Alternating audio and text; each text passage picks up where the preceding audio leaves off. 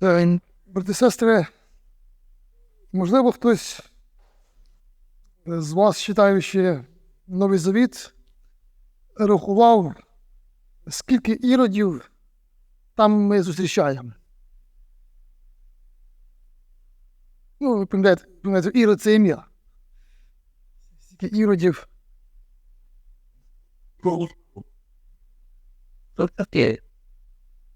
Хто більше?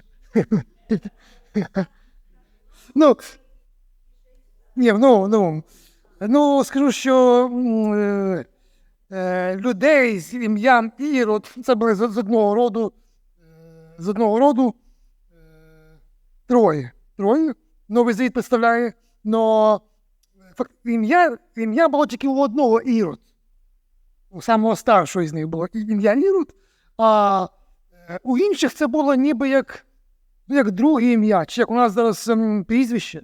У них було ім'я, але в народі ще, історично їх ще називали Ірод. А то таких в Новому Завіті 3 людини, 3 правителі, яких називаються тільки іменем Ірод. Але ще є інші, які також історично називаються Іродами, нащадки Ірода і правителі, які правили, то взагалі в Новому Завіті є 7 чоловік, яких можна назвати Іродами. 6 із них правителі, а один із них просто подається на сторінки як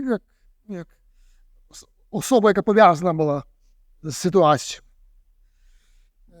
Сьогодні я бажаю ці деякі тексти з Євангелія перечитати, щоб ми побачили цю загальну картину.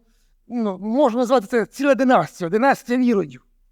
І мені дивно, що ще до сьогоднішнього дня не одна телекомпанія не зняла про них якийсь серіал. Це можна було б зробити. Але сьогодні буде така зжата версія, односерійна версія про всіх цих Іродів. Але почнемо з того, як Ірод став царем. Невеличка предісторія. В 2 столітті до Різдва Христового, хто знає, було таке повстання Маковеїв, коли євреї одержали свою незалежність. І ось Маковеї, чи як потім їх назвали Хасмонеї, правили, приблизно до століття правили в Іудеї. І це були такі ось єврейські царі, які мали незалежну країну. І ці Хасмонеї також до своєї країни приєднали ідумеїв, сусідню таку невелику країну. Це були, вони вирахували, що це їхні родичі, це були нащадки Ісава. Пам'ятаєте, 2 брата, Яків і Ісав, 2 рідних брата, які родилися в один день. 2 рідних брата, і від них виникли ці 2 народи. Від Якова ізраїльський народ, а від Ісава ці ідумеї. Ось, коли Хасмонеї мали цю свою незалежність, вони приєднали, силою приєднали цих ідумеїв, і рахуючи, що це їхні нащадки, що вони родичі, і примусово десь привели їх в їхню релігію, в іудаїзм. Тобто зробили їх євреями по вірі. І тому це була одна країна під правлінням цих Хасмонеїв, але в 1 столітті до Різдва Христового Рим все більше і більше набував сили, підкоряв собі території і також підкорив чи завоював це Хасмонійське царство, цю Іудею. І один із таких аристократів, який забажав служити Риму, це був із цих ідумеїв, із роду цього Ісава, Антипатр. Бо самі євреї противилися цьому завоюванню, а ось один із цих ідумеїв, ніби теж вже асимільованих євреїв, став на службу, і по-нашому це слово є такий колаборант. Колаборант, і йому римляни дали владу на цій території, він був їхнім намісником. Цей Антипатр правив років 20, був намісником років 20, поки його не отруїли. А навіть при його житті він такі головні державні пости дав своїм синам. І після його смерті один із його синів, якого звали Ірод, хитрощами, всякими там підступністю, заволодів всією цією територією, підкорив її собі і навіть себе об'явив царем. Ну, римляни, в принципі, не сильно були проти, їм не було різниці, як ти все називаєш, головне, щоб ти їм вірно служив. І ось Ірод стає царем Ізраїля, царем цей Ідомій, цей нащадок Ісава стає царем над ізраїльтянами. Це ніби було таке ось реванш. Ви пам'ятаєте, коли ось ці два брата Ісав і Яків, то Бог сказав через благословіння батька, що старший Ісав буде служити меншим. І ось вперше в історії ці нащадки Ісава роблять реванш, коли їхній нащадок стає правителем і править, керує євреями. І ось Ірод, його називають Ірод Великим, править територію Ізраїля. І він правив так, що хотів війти в історію як такий великий цар. Йому подобався Соломон, він хотів бути похожим на Соломона. Він багато будував, реконструкція міст, велике будівництво було. По всьому Ізраїлю навіть зробив велику реконструкцію, чи почав велику реконструкцію храма, єврейського храма, який був досить бідненький. Пам'ятаєте, Соломона храм був громадніший по своєму багатству. А коли євреї вернулися з полону, то вони відбудували храм, але він був такий бідненький, скромненький. Ірод давав величезні кошти з державної казни. Цей храм прикрашали, покривали золотом. Він хотів, щоб його поважали. Євреї говорили, що він такий великий, могутній. Але євреї все одно його не любили. Не любили, тому що вважали його, перше, як колаборантом, продався римлянам. По-друге, їм було неприємно, що нащадок Ісава править ними. В їхніх очах це було, ніби він вкрав трон у нащадків Давида. Бо саме вони мали правити по Божому слову. І до того, що він все одно був, формально він був євреєм, але видно, що іудеєм формально у вірі, але він і устраював різні там язичні свята. До того він ще був, я не знаю, наскільки він став великим будівельником, але він став великим таким тиряном, великим катом. Бував всіх підряд, кого він в чомусь заподозрив, що хтось хоче в нього забрати владу. Він убив нащадків попередньої династії, цих Макавеїв, Хасмонеїв, всіх винищив. І не тільки їх, а десь, якщо якісь родичі йому казали, що роблять якийсь переворот, то він їх не жалів. До речі, він був одружений 10 разів, мав підряд 10 різних жінок, мав від них всіх дітей. І одна із жінок, яка була найулюбленіша в нього, кохана, найбільш кохана, він також її вбив, її дітей вбив, її батьків вбив, тому що здавалося, що вони мають його скинути з трону. Так що в Євангелії він попадає в історію Різдва Христового, коли Христос народився, і мудреці, пам'ятаєте, розшукують народженого царя, приходять до Ірода в Єрусалим. Ірод каже, я б теж йому поклонився, можливо. Я знаю навіть, де він поклонився через священників, які сказали йому. Направив їх в Вифлеєм, але каже, ви ж підіть мені, тільки потім скажіть, щоб я теж знав, де цар новий. І забажав його вбити. Маленького Христа забажав вбити. І знаєте, що потім трапилось? Бог зберіг Ісуса Христа. Йосип і Марія по вказівці ангела пішли в Єгипет. Ірод, забажаючи вбити маленького Христа, дав указ вбивати всіх немовлят Вифлеєма і зробив таку різню.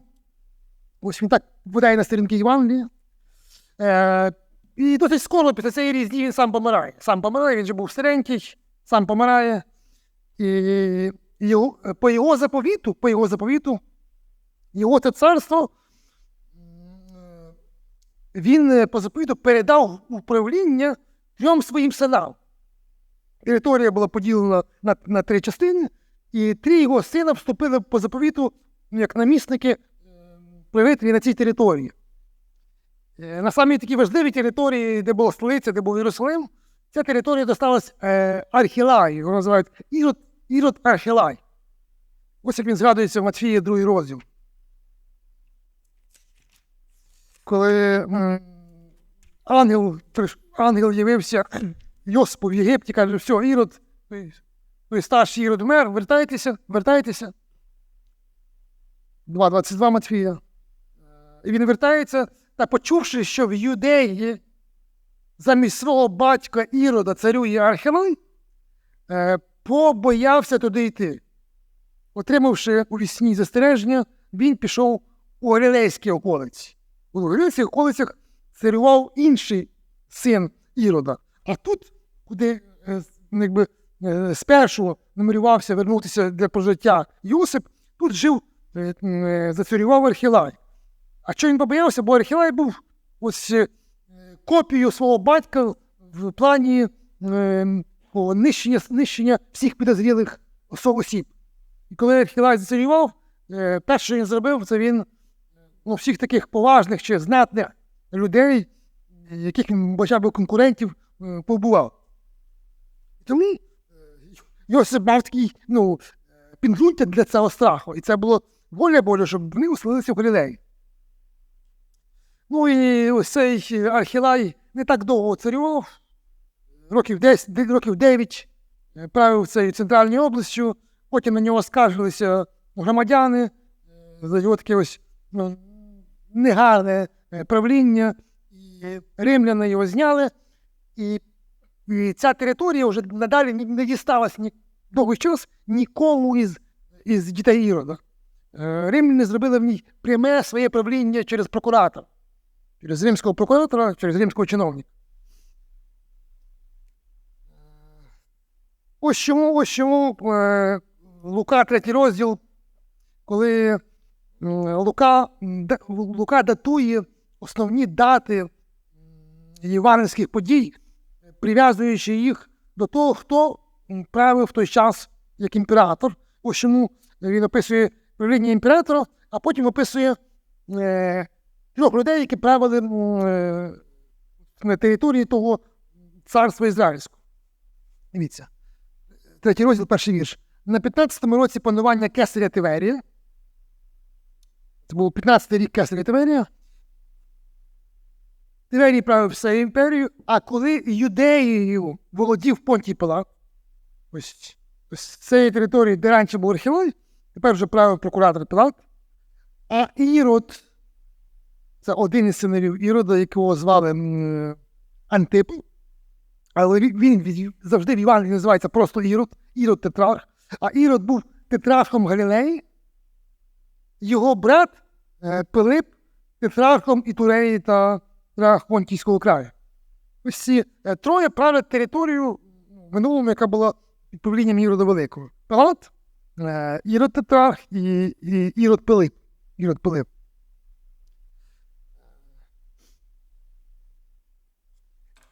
І так, Ірод Тетрарх, чи Ірод Антипа, це найбільш часто вживаний із династії Ірода представник в Євангелії.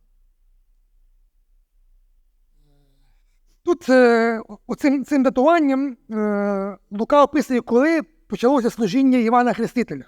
І далі він описує служіння Івана Хрестителя. І ось що пише 19 вірш. А тетрарх Ірод, якому Іван докоряв за Іродіянду, дружину його брата, і за все зло, яке зробив Ірод, до всього додав ще й те, що замкнув Івана у в'язниці. Цей син Ірода, який правив Галілеї, коли йому Іван Хреститель докоряв його за гріх, то він Івана Хрестителя спочатку заарештував, а потім, ми знаємо, відрубали в голову. А за що він його докоряв? За те, що цей Ірод Антипов відбив чи забрав, увів дружину свого брата. Цьому брату, у якого була дружина Іродіада, йому не досталося правління ніяке. Його звали Пилип, в історії він називається Ірод Пилип І. Його згадують двічі згадують його Марк, по одному разу Марк і Матвій. Цей Ірод Великий перший взяв собі в дружини свою племінницю, Іродіада була йому племінниця. Іродіада – це також з династії Ірода, це внучка Ірода Великого. Взяв собі в племінницю в дружині, але через якийсь час ось його зведений брат відбив його, забрав цю дружину собі. І одружився також на своїй племінниці, на Іродіаді. І коли Ірод докоряв, він його арештував, а потім відрубав йому голову, стратив його. Але навіть коли він його стратив, він не мав покою в серці. І коли Ірод через деякий час вже почув про служіння, яке звершував його місцевості Ісус Христос, то він подумав, що це той Іван, якому він відрубав голову, тільки він воскрес. 14 Матвія, з першого розділу, з першого вірша. На той час тетрарх Ірод почув про Ісуса і сказав своїм слугам: це Іван Хреститель, він воскрес із мертвих. І тому чудеса діють у ньому. Тому він собі так думає, що той, кому він відрубав голову, воскрес, і саме це причина, що він вернувся з того світу, він робить чудеса.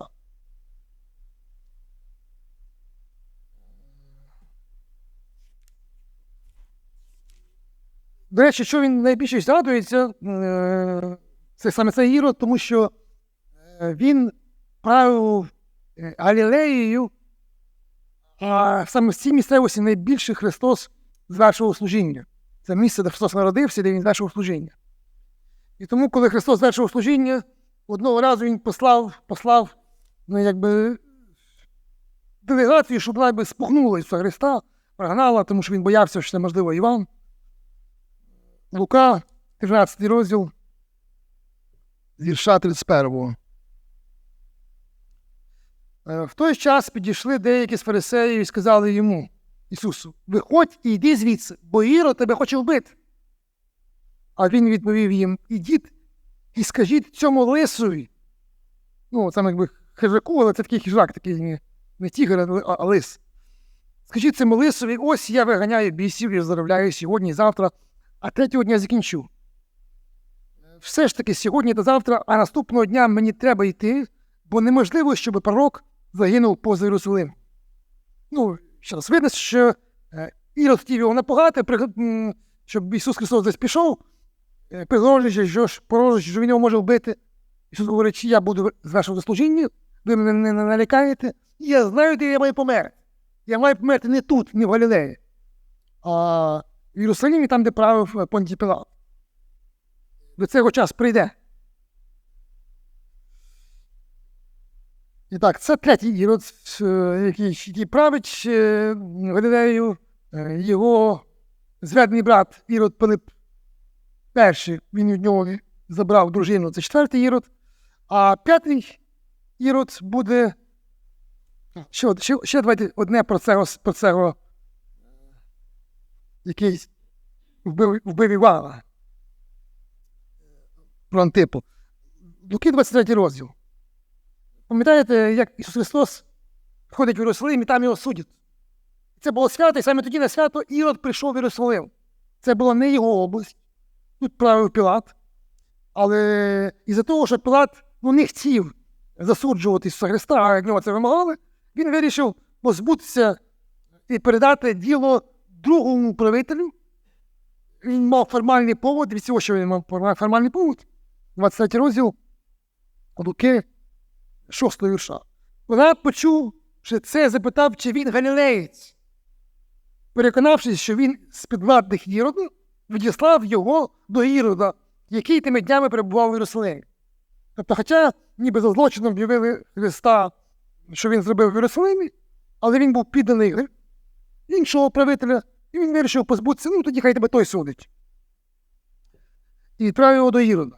Ірод, побачивши Ісуса, дуже зрадів, давно бажав його бачити, бо чув багато про нього і сподівався побачити від нього якусь ознаку. Ставив йому багато запитань, але він нічого йому не відповідав. Первосвященники та книжники стояли, завзято обвинувачуючи його. Ірод зі своїми воїнами, принизивши та висміявши його, одягнув у світлий одяг і відіслав його до Пилата. Ось на цьому, згадки, це остання згадка про цього Ірода тут, в євангельських подіях. Він таки побачив Ісуса Христа, познайомився з ним, поняв, що це не Іван, що це хтось інший, але йому не було важлива істина. Він просто покипкував, посміявся, принизив Христа і відправив.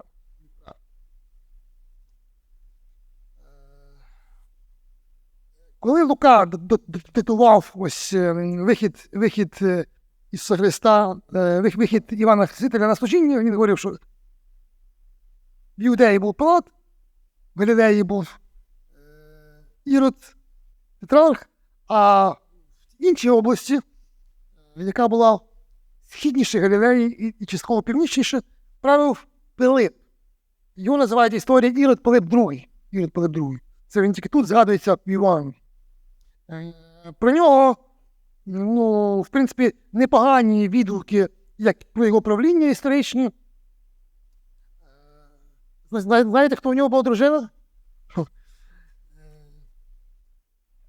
Ось ми згадували, що цей Антипа відбив собі жінку, свою племінницю відбив від іншого брата. А у цієї племінниці від першого шлюбу була дочка.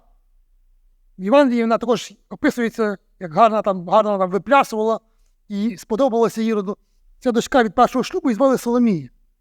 Так ось цей Ірод Пилип, який правив на сході Галилеї, взяв собі цю Соломію в дружину. Вона була на 30 років молодша, вона була по своєму батьку була йому племінниця, а по матері була йому внучата племінниця. Ось таке буває в династіях. Звичайно, що вона його пережила, і коли помер цей чоловік, то вона вийшла заміж ще за одного свого родича з Іродової династії, і згодом цього родича поклали, ще одного Ірода поклали, його нема в Євангелії, римська влада поклала його царем Малої Вірменії. Так що Соломія, ще ця, яка плясала, стала царицею, була царицею певний час Малої Вірменії. Євангелія згадує цих іродів, а ще є ряд іродів, які згадують дії апостолів. Дії апостолів, 12 розділ. Ось про ще одного Ірода ми читаємо. Це вже онук того першого Ірода. 12 розділ. На той час Ірод простягнув руки, щоб декому з церкви заподіяти зло. Він убив мечем Якова, брата Івана. Ось цей Ірод, його особисте ім'я було Агріпа. Історично називають Агріпа І, бо були ще інші Агріпи. Тому в історії він Ірод Агріпа І. До речі, саме оце його батько, дід, Ірод Великий вбив у підозрі за бунт. Але зараз він править, він спочатку правив тою областю, якою правив Ірод Пилип II, найдальша область від Єрусалиму. Декілька років правив там, а потім написав кляузу на свого дядька Ірода Пилипа, Ірода Антипу написав кляузу, який правив в Галілеї, його зняли і дали йому правити цією областю. Вже двох своїх дядьків правив. І ще добився так, що йому ще потім дали ту область, яку правив прокуратор. Так що ось цей онук Ірода почав правити всю територію того великого царства, яке було у Ірода Великого. Який був якийсь і здібний, і хитренький, і підступний. Але, правда, недовго він правив, недовго. Оцеї великої території він правив 4-5 років. Знаєте, що недовго? Пам'ятаєте, що недовго? Тому що він хотів гнати церкву. Він бив Якова, хотів вбити Петра. Петра ангел Божий звільнив. І коли він після цього через деякий час мав зустріч з народом, і там його величали, Він так возгордився. 12 розділ, вірш 23. Та раптово вразив його Господній ангел, бо не віддав славу Богові. І з'їли його черви. Напевно, глисти, і він помер. Ось так. Той, хто так запанував таку велику територію, раптово помирає чи по Божому суду. І через те, що він раптово вмер, він сам ще був доволі таки молодим чоловіком, його діти були ще молоді. І тому римляни його царство не віддали нікому з його дітей, бо діти ще були малі. І пройшло років так 9 тільки. Після 9 років його сину, якого теж звали Агріпа, історичний цар Ірод Агріпа II, через років 9 після смерті цього його батька, йому дали правління деяких територій, які були в Галілеї і Туреї. Він там якийсь час керував, може, років, до 10 років правив. І про нього також написано в Євангелії, в Дії апостолів, про цього, це вже про правнука того Ірода Великого, про сина цього Ірода, якого з'їли чари. Дії апостолів, 25 розділ, 23 вірш.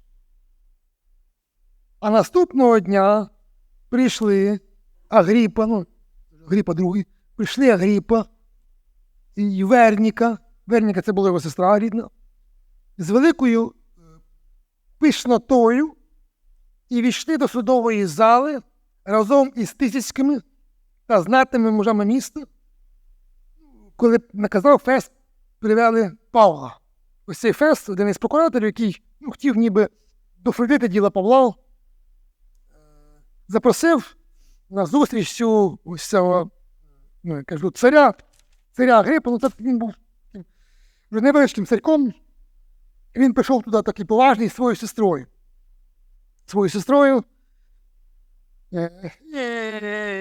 Коли Павло захищається, Павло проповідує чи свідчить на слові Слова Божого, що Ісус є Божий Син, є Месія. Коли він так свідчить завзято, 26 розділ, вірш буде 25, то цей Фест каже, Павло, ти що, здурів з розуму, таке говориш? А він каже, я не божевільний, високоповажний Фест, сказав Павло. Я звіщаю правдиві і розумні слова, адже цар, це Агріпа, адже цар, до якого я сміливо говорю, знає про це. Знає про історію Христа і церкви, перше. Знає про це, бо я не вірю, щоб щось з цього було скрите від нього. Адже це не відбулося десь у закутку. О, царю Агрипо, чи віриш пророкам? Знаєш, що віриш? Агрипа ж Павлові, ще трохи, і мене переконаєш стати християнином. Це була така як насмішка. Невже я цар, і повірю тобі, і буду якимось, штундою, християнином. Тобто він, напевно, розуміючи, що це схоже на правду, бо Павло цитує пророків, а він мав знати це, не зацікавлений в правді. У них свої, діла, вищого общества. Їм не до правди. І через деякий час його теж піддані там, де він правив, прогнали його вместе з своєю сестрою з Вернікою, прогнали його. А це було напередодні повстання, яке зробили євреї. І римляни тоді пішли з військами. І після цього вторгнення римлян вже в Юдею Єрусалим був знищений. І при цьому вторгненні цей Агріпа воював своїм народом на стороні римлян. І коли римляни завойовували Єрусалим, пам'ятаєте, тоді храм був повністю знищений. Ось цей храм, яким гордився його прадід, був знищений в якійсь мірі і завдяки своєму правнику, який став на сторону римлян. І, можливо, наостанок. Це вже, якщо ви рахували, це вже я всіх цих 7 родів озвучив. чоловічої статі, але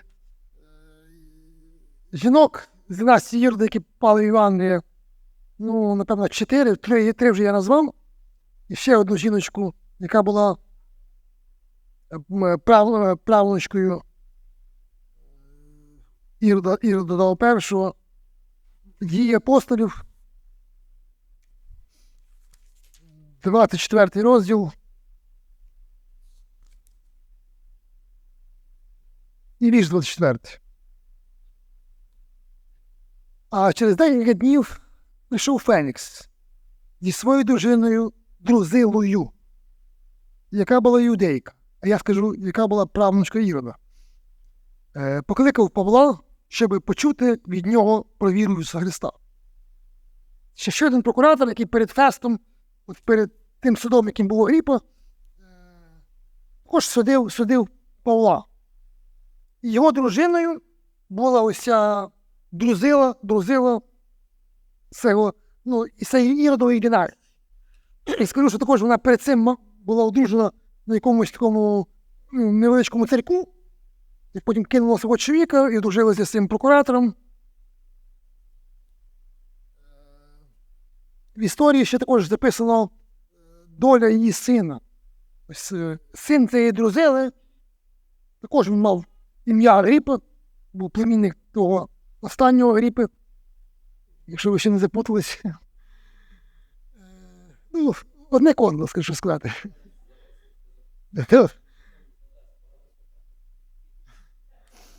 То син цієї Друзили, Агріпа, своєю дружиною поселився в Помпеї, і коли був вивержений вулкан Везувій, це був 79-й рік, там він і погорнив від цього синочка цієї Друзили. І ще на Агріп. В принципі, це всі іроди, яких згадує новозавітня історія. Є те, що їх об'єднує. Є ось равнодушие, ігнорування євангельської правди, істини. В якійсь мірі з іродами і приходить кінець нащадкам Ісава. Ось ці ідоми, про яких я говорив спочатку, це, в принципі, з кінцем Іродової династії про них не згадується. Вони якби зникли як нація. І це відбулося Боже пророцтво. Ще один текст, останній текст. Авдія, книга пророка Авдія, 18-й вірш, там всього один розділ. Таке було пророцтво сказане ще в часи Старого Завіту. Рід Якова стане вогнем, покоління Йосифа полум'ям, а рід Ісава тростиною. Тобто, якби євреї стануть полум'ям, а нащадки Ісава встановлюють тростиною, його підпалять і всі згорять. З нащадків Ісава не залишиться нікого, бо так сказав Господь. І все відбулося через те, що ця ось династія Іродів знищилась, стерлася, зникла, і всі ідомеї на сьогоднішній день нема жодного чоловіка на землі, який би сказав, що я ідомей. Ну, може, він скаже це, але це би доказати дословним чином не зможе. Збулося Слово Боже про них. Ну, і, в принципі, ну, я сказав, що можна було б зняти серіал, цілий серіал про них, можна було. Але правда в тому, що вони стали тільки якимось тлом, малопомітним тлом, якимось другорядними, негативними героями головного героя євангельського героя Ісуса Христа. Героєм всіх цих подій залишився Ісус Христос. Про Христа зняли і багато фільмів, і сюжетів, і книг. Як згадую, як Стас говорив, що стільки коментарів є на післання Івана в одній бібліотеці. Бо Христос є той, хто був головним, на свою жаль, іроди це не зрозуміли. На їхніх очах, на очах цієї династії, приходили всі ці євангельські події. Від народження Христа, Його служіння, Його смерть, Його воскресіння, поява церкви. Це все було на їхніх очах. А вони все, якби, одноголосно, тобто кожен з них або просто ігнорував, або ставав ворогом Божим. Пробував бути ворогом Божим. Думаючи про свої якісь політичні дивіденди. Тому Євангелія демонструє, що Бог і Його справа завжди перемагає любі і політичні якісь склоки, дрязги, договори, всю аристократію, яка править цим світом. Вони можуть мати свої думки і свої цілі на цей світ. Але буде не так, як вони думають, не так, як вони рішають. Буде так, як запланував Господь. Євангелія пробила собі шлях, незважаючи на всіх іродів, які стояли на цьому шляху. Ще один текст зачитаю я. Уже не про іродів. Але там також зустрічається ірод. Дії апостолів, 13 розділ. Відомий перший вірш, де збиралися в першій церкві, такій язичницькій, яка стала першою місійною церквою в Антіохії, зібралися їхні служителя. Ми вже, кстати, так трапилось, що про декого з них я говорив останні місяці. В Антіохійській церкві були деякі пророки і учителі. Варнава, тиждень тому про нього говорили. Симон, прозваний Нігером, скоріше всього, це Симон Киринейський. Луцій Киринеєць. Манаїл, вихований разом з Іродом, тетрархом Іродом. І Савл. У Савла також окремо говорилося. Ось ще один євангельський герой. Манаїл. Це людина, скоріше за всього, з великого, знатного, аристократичного роду. Людина, яка виховувалась разом з тим Іродом, який найчастіше в Євангелії зустрічається як противник Божий. І це Ірод Антипа, який правив Галілеї. Ось разом з ним, виявляється, виховувався, можливо, приватними вчителями. Разом з ним вони були близькі знайомі, малої. Один із цих учнів стає ворогом Божим, а другий стає слугою Божим. Пресвітером чи служителем першої такої місіонерської церкви, яка посилає Варнаву і Савла на місію. Тому життя наше цінне тільки тоді, коли ми на стороні Божій. Хай Бог нас благословить. Жити своє нетривале життя, але так, щоб ми були